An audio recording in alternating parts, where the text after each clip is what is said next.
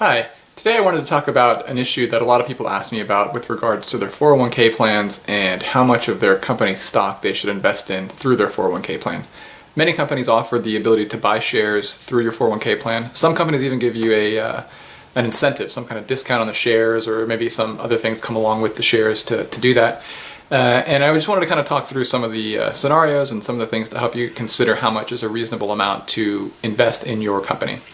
Personally, I always tell people, clients and other people, that you want to keep the investment in the company you work for to less than 10% of your overall portfolio. You already have significant exposure to the company because you collect a paycheck from them. So if the prospects for the business start going poorly, you're going to lose on the stock side, and there's a chance you're going to lose on the job side as well. And I think it's important to kind of look at some examples to illustrate the difference here and some of the pros and some of the cons. But another reason why I just think it's important to minimize how much of your portfolio you put into your, or how much of your company stock you put into your investment portfolio. I used to work for UBS back in the mid to late 2000s, and at the time when I started there, the stock had been in a long, good run, several-year good run.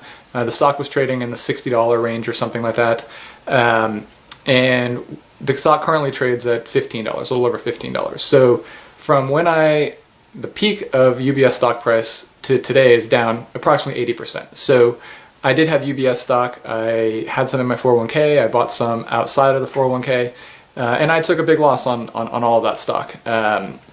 And luckily I didn't have a huge portion of my portfolio in there, but it was a big risk. And on the flip side, if you look at my wife's company, she works for a company called Novo Nordisk, and her stock has done remarkably well over the last 10 plus years since she's been there. But in the last 8 months, the stock's down 40%. So while it had been a huge boost to our portfolio on the upside, we've seen a significant drop in that portion of her 401k since then.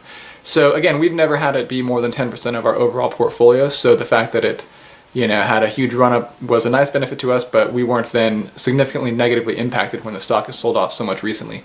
So these are just some of the risks and things that you want to think about when you consider how much of your company stock you want to invest in, either through your 401k or through a stock purchase program that your company might offer. And again, I think it's around 10% of your total portfolio is probably where you want to cap that out. I hope you found this helpful, and if you liked it, please subscribe to my channel, and I will look forward to posting more stuff going forward.